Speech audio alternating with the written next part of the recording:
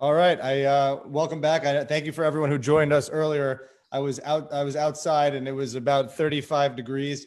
And now I'm back inside by the fire where I belong on our nightly 5 o'clock time. So I want to thank Joe Cohen, who's both a friend, a mentor, and an executive and leadership coach. Thank you for joining us, Joe. Thanks for having me, man. Where are you? Where in the world is Joe? I'm in Long Island, New York. All right. Back to New York. We've been all over the country, but back to New York today. So I know you run a consulting business called 40 Pillars. Why don't you tell everyone a little bit about that? Yeah, 40 Pillars. I do leadership coaching and human capital consulting. Human capital is basically change management, succession planning, employee engagement, helping teams perform better. And then I work with leaders from different industries, mid-level to senior level executives. That's what we do there. All right, awesome. So, I mean, I think a lot of people have a question of how do you coach yourself? I mean, obviously there, lots of coaches such as yourself and, can help people through a pandemic or crisis, and, help people during an ordinary time. But what tools have you used yourself or have you used with your clients, to get through this difficult time? I could tell you some assessments that I'm using right now with some current clients. The emotional intelligence assessment 2.0 is a great assessment. It breaks it up in 15 different areas, from empathy to assertiveness, independence. So it gives you really a CAT scan analysis of your makeup, your personality, your profile, how you think, how you respond to things. And by, I guess, shedding light on what the areas where you score lower, it gives us opportunities to work on those areas. So basically shedding light on the blind spots. That's one assessment I use. 360, and helping my clients with their mindset. So mindset's very important. One of the things I like to focus on with my clients, I call the 4 S's. I actually stole it from Tony Robbins. So he has the 3 S's, which is state, story, strategy. I had a 4th S, which is stop doing. So your state, is how are you feeling? So in the morning, you should really wake up, change your physiology, move around, drink some water, do some basic exercises. And then you go into your story. Your story is what's the story you're telling yourself? Is it, damn, am I going to lose my job in light of COVID-19? What's happening? Where am I going to be 6 months from now? How, as a leader, how am I going to manage my team? Do I have to make layoffs? So really working on the story and being objective and seeing things from a different perspective. And then your strategy, know that for the day. What's the roadmap for the day? And then what should you stop doing? So for example, for myself, I actually deleted Facebook and LinkedIn from my phone. You can't say that on a Facebook Live post. No, I'm kidding. I'm kidding. So I had to do it because I saw myself getting kind of sucked in to a lot of different stuff, and I had to create some boundaries for myself. So I mean, there's dozens and dozens of tools that I use, that I call, like, in my toolbox arsenal, that I give to my clients, but it's really custom tailored based off their needs. And in the beginning, I figure out where they're at, assess where their challenges, where they want to get to, and then create a plan for them. That's a great answer and chock full of knowledge there. You mentioned Tony Robbins. Who, aside from Tony Robbins, who are the most inspiring leaders or other coaches to you? I like Brendon Burchard. Tony is great. I would say Tony Robbins, Brendon Burchard. There's so many great coaches out there. I take a lot of great, like the best stuff from a lot of the coaches out there and kind of integrate it with my own stuff. Okay, that's amazing. So, I know that, like, you were talking about, like, coaching yourself through, coaching folks and leaders. But, like, how about even like the day to day with your family at home? Like, I'm working all day. Like, how do I, why do I stop and learn something else, or do something for myself, or do something with my kid, or get down and do 20 push-ups, or do a high intensity interval training video. Like, how do you coach yourself in your mind to maintain that and to keep doing that? Meaning we're on 7 weeks, 8 weeks, in the same place, not going anywhere, driving ourselves nuts. Like, what's the point of working out? Why should I do that? Oh, I'll work out when it's over. Like, no one's going to see me. I'm not going to shave. I'm not going to accidentally cut my hair too short, but, how do you stay inspired and keep that, positive mindset, and, get up every day, and the Mondays blend into the Tuesdays, into the Wednesdays, and what week is it? What month what is it? Like, how do you just get up and perform every day? I think it's really important, Warren, to have a vision. It says in the Bible, where there is no vision, man shall perish. So vision is very important. Also, preparation. So the day before, the week before, have your week laid out. The night before, have your MITs, your most important tasks. What are you going to hit? What are the 3 things you're going to hit that day? And you got to go to sleep early. I mean, early for me is probably midnight, but I'm trying to cut it down to 10:30. I don't know if that's feasible right now, but waking up early, go to bed early, wake up early, not get distracted with the phones, not get distracted with Netflix late at night and the news. News should definitely be cut down to like twice a day, and not when you wake up and not when you go to bed. The way you start your day, you're setting the tone for the day. And you don't want to go to bed with all types of fear and negative messages in your head. So it's not going to help you sleep well. So batch your news intake, maybe twice a day, limit it to 15, 30 minutes max. For me, I limit it to probably 15 minutes a day, and I do it midday. I have a structure. Structure is very important. So if I'm working, I have a client that I'm working with now. What we did for him was he wakes up at 6 a.m. He does 30 minutes of exercise. He does meditation. He does a little bit of yoga. He has a healthy breakfast, a lot of water, some smoothies, and he's ready. He's ready to go. He does the mindset exercises that we created for him. He has a vision. If you don't have a vision, it's hard to keep going and to stay focused on your goal. So that's a great answer.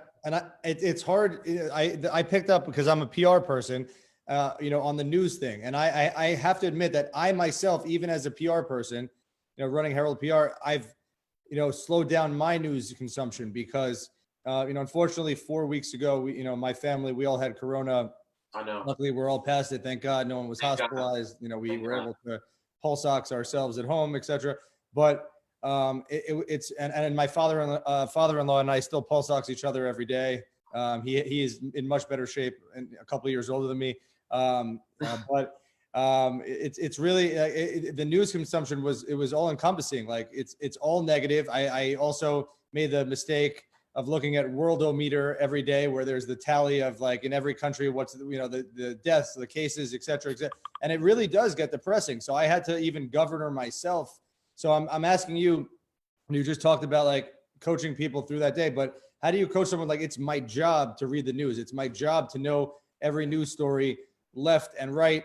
That was right and left. No, and I had to slow myself down also. If it's your job to read the news and it's as depressing or sad as it is, like, how do you coach yourself through that? Meaning, because you're looking at the fire, you're stepping into the fire, but you still got to remain positive and forge ahead. Well, my advice to you specifically, not for everyone, but because I've been to your office in Midtown and I've seen your amazing team, you actually have at least a dozen employees, and they're all awesome people that you can delegate tasks to. So maybe one person is focused on this medium and focus on this idea, and everyone has their own stuff, and that takes the responsibility off you. But if you're a one-man show, then in the PR world, then you want to limit it. You just want to batch it. Start your day off strong, have structure, then, at least do your morning routine, have your mindset stuff done, and then go into the news. But for most people like me, I don't need to keep up with the news every day. The average American doesn't. Yeah. And the news makes money from selling you bad stories, not happy stuff. Think about it. If If you it, walk if it by, bleeds, it leads. Yeah, of course. if you walk by a newsstand and you see the cover of the newspaper says, "Hey, today's going to be a great day, sunny weather, and all types of nice things," you just keep walking.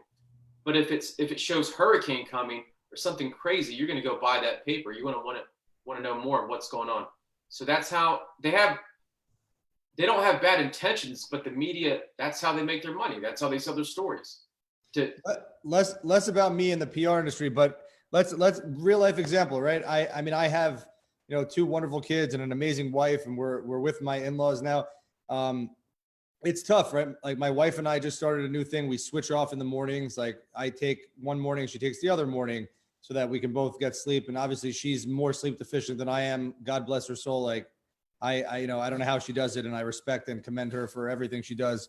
But we're switching off, like not specifically me, but we're all, we're not all parents, but you're a parent. A lot of, folks are parents. You're juggling your business, you're juggling life, you're juggling the negative news. I wake up in the morning and I have emails from clients at 4 a.m. and then I get handed my baby and he spits all over me and my other kid is upset and blah, blah, blah. So like, how do you cause I've always read that, to have peak performance, you need to have that, time in the morning, you need to have that quiet time or that time to reflect and meditation and all that. But how do you build a routine and stay positive when you don't have a routine, or where it's erratic and it's because again, I would love to wake up every morning at like 5:36 like I do, and read the news, which I shouldn't do, or reflect on life and think about, make my to-do list for the day. But like that's not reality now. So like with that, like I think that it's much more difficult and challenging to stick to a routine and to stay positive right now. Right. So for myself, my wife works, and what we've been doing is trading off. And what I do is when it's my time to watch my daughter, we go bike riding. So I integrate exercise into the time with my daughter. There are little pockets of time that we can find to focus on, listen to an inspiring video, inspiring podcasts, 15 minutes here and there, read a page in the book, just visualize where you're going to be. Go back to your MITs, your structure. There's things that we can do, like the 4S, what should you stop doing? There are things that we can shave off, take out of our life that will allow us to focus on more stuff that's conducive for our performance. That's a great idea. Integrating, like take my kid for a ride on a bike. I mean, that's a good idea because the combined exercise, you can kill two birds with one stone. I like that. Have your two kids jump on your back while you do push-ups and squats. I mean, yeah. I'd make it to 10, maybe. We'll see. get creative, man. Absolutely. So I want to move over to the business side now, because I know that you do employee engagement, and like you said, you were at Herald, and you did some employee engagement, and really you were the first person ever to come in, and like for me, I'm this hungry entrepreneur. We have a great team, and I want to keep everyone happy, and I try to do everything I can. But as we've expanded, I can't have that engagement with every single person the same way it was as my core team when we initially started. And as everyone that I say, like we fit into the first 100 square feet that Herald had. But that's challenging as it is, right? Like there are people who are happy, there are people who are unhappy. But now more than ever, how do you assess employee engagement and happiness from home? And I'm going to further the question with Herald and with Emerald, our digital marketing agency. Like we pretty early on let everyone start working from home, and it's been working fantastically, and our team is amazing. Both teams, like I really commend them and give them credit. But I'm sure that that everyone has their ups and downs, and so how do you do assessments for employee engagement right now, and the ones that you've done? Have you seen any uptick in, like, people are happy that they're working from home, or they just want to get the hell out of their houses and back to the office, which is unheard of, or what's it been like, and how do you do it?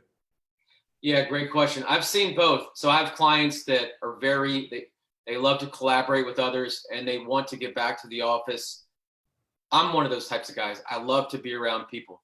Then I have people who are more introverted and they're fine with just keeping their head down and staying by themselves, and they love just being isolated all day.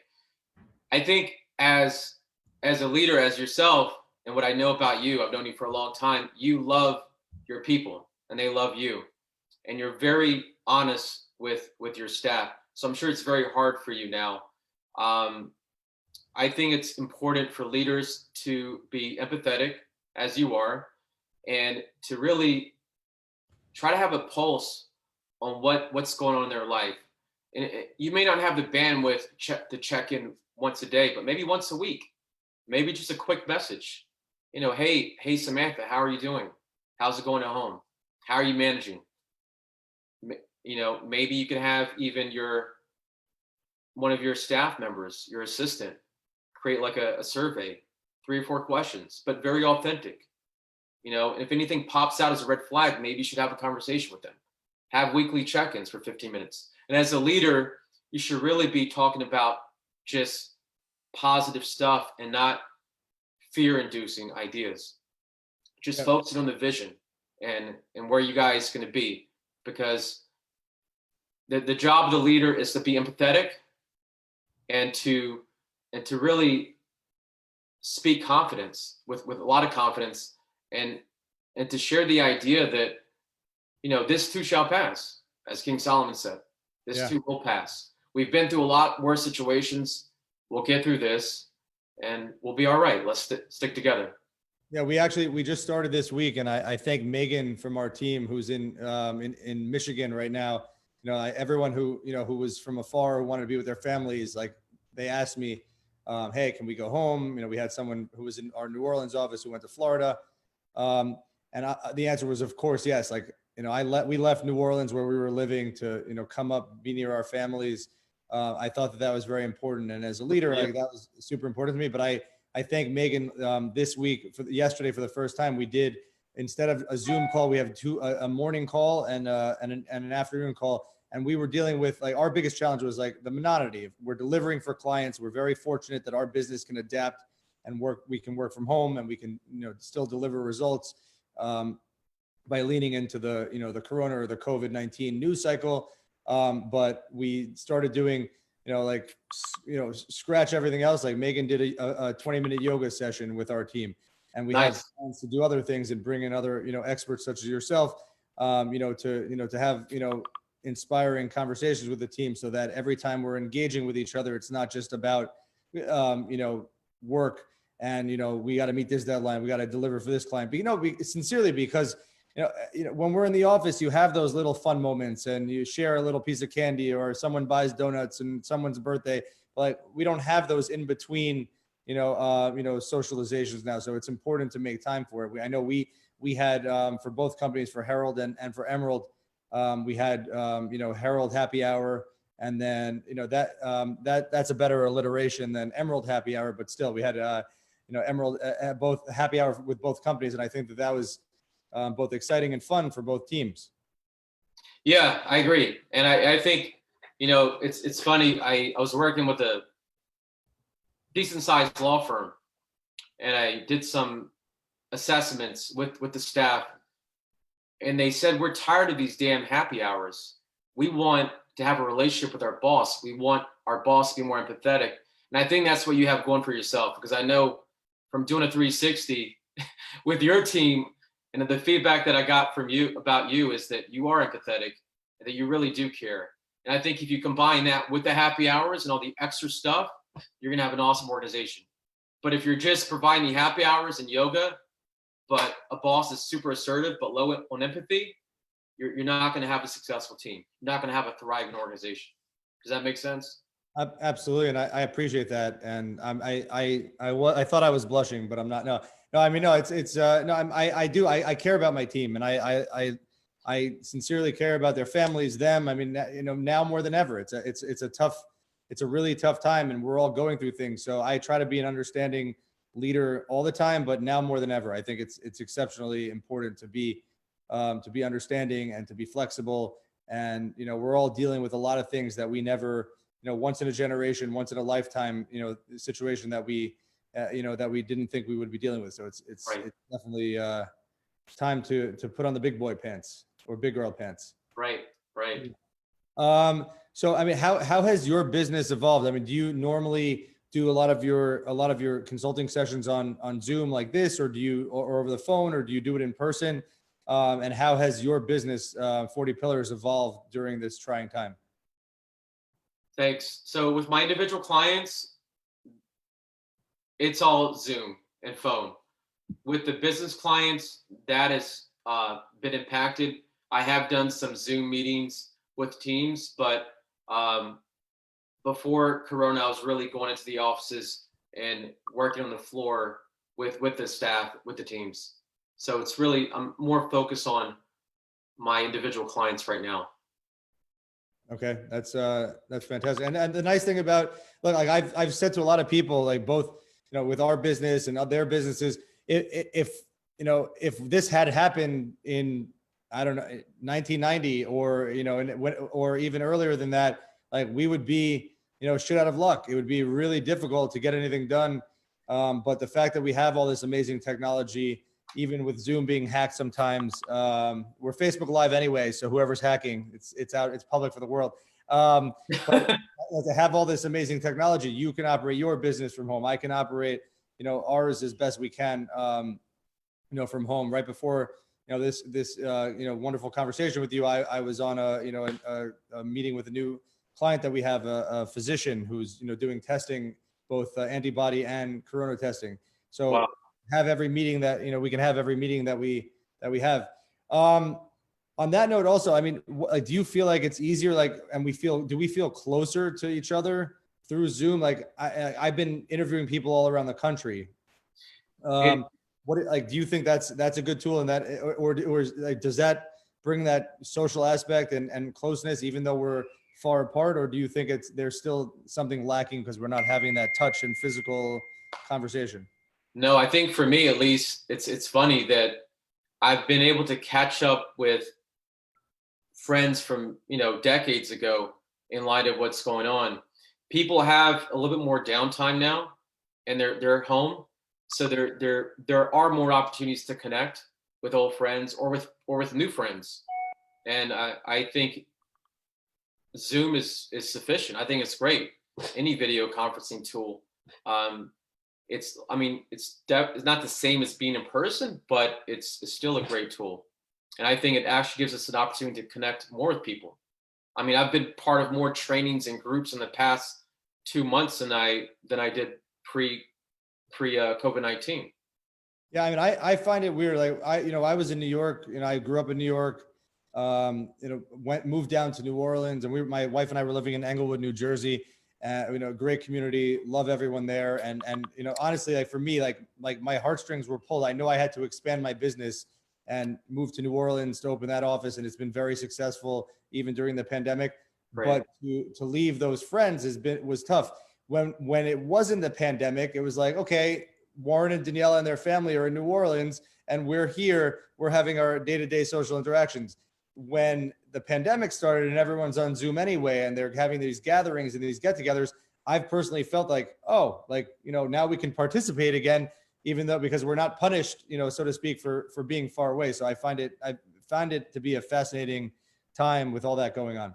Yeah, definitely. I think it's very important to connect with people who are isolated now, whether it's my mom or other people, to connect with them, be empathetic. And I think it gives us a good opportunity to just connect with people. Now, what's your, you're talking about your mom. I talk about my parents all the time.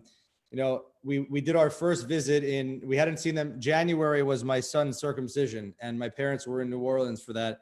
They were planning on coming down to New Orleans, in mid-March. When we had already left, we came up here. We're about an hour and a half away from them. And until this past Sunday for Mother's Day, we hadn't seen them because, we don't want to, we didn't want to, infect them. Especially we had Corona, didn't want to be anywhere near them, and still a little bit nervous about it. Like, my parents, they're sitting, they know that I'm with my in-laws and we're all together. Your mom, is, by herself. My friend, I have many friends, their parents are by themselves. Like, how do you coach? My parents will kill me for calling them elderly, but older and wiser than us. How do you coach them, through that psychological time?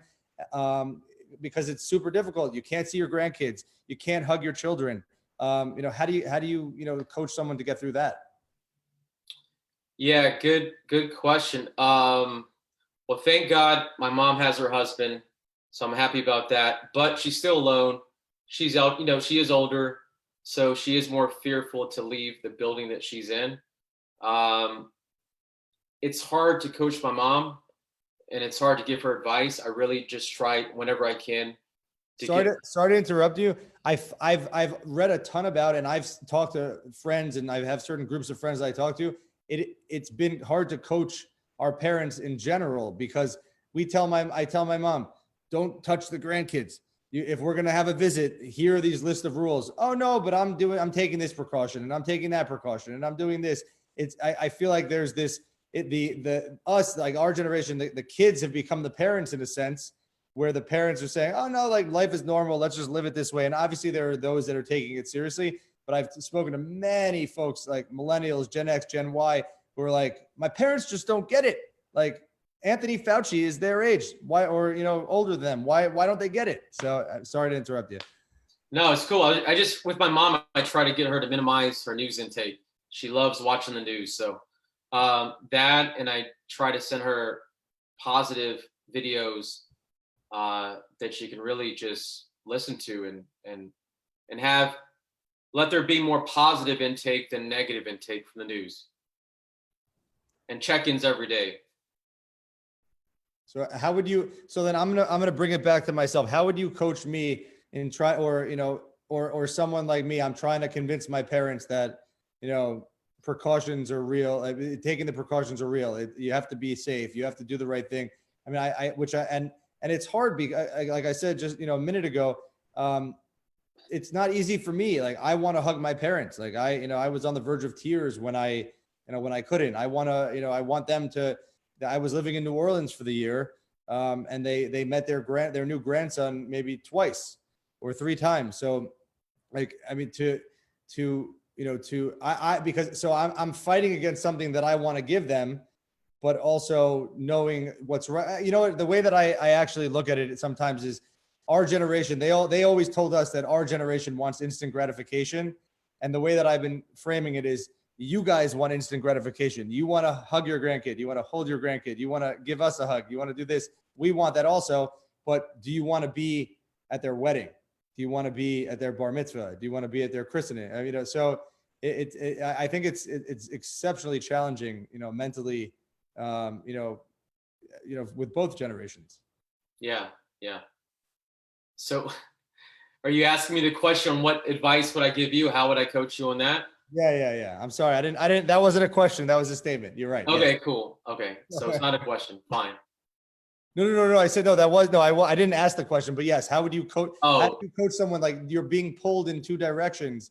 Like, how do you coach your way through that? I would really need to think it through and go offline with you on that one, man. I don't have any short, quick tips for that. One of our guests and a dear friend of mine from way back when in the Camp Edward Isaacs days, Daisy O'Doherty, said, positivity is key. Awareness is so important in these trying times, and optimism is the best medicine. I think that's fantastic advice. Got to stay optimistic. I mean, That's another thing that I do for myself, is really focus on being optimistic. Again, going back to the compelling future. You got to have a compelling future. You got to be optimistic, and you got to have a plan on how to get there. My dear friend Liron Ben Tovim, who was our first guest on the Brick Wall and dealt with me with all our technical difficulties, said that was a long question. I agree. It was a long question, which wasn't a question. So I apologize to everyone for, So Joe, tell everyone where can we find you online so that people, for coaching, for consulting, for employee engagement. 40 Pillars. So www.40pillars.com, 40pillars.com. All right. Or on LinkedIn. I want to thank you for joining me tonight, and for your inspiring wisdom and coaching experience. It's always a pleasure to see you. Send regards, and hope that we're back in the office in Midtown together pretty soon without many masks or gloves on. I can't wait to see you live in person. So thanks for having me. Thank you, Joe. All right. All the best. Bye. All right, cheers.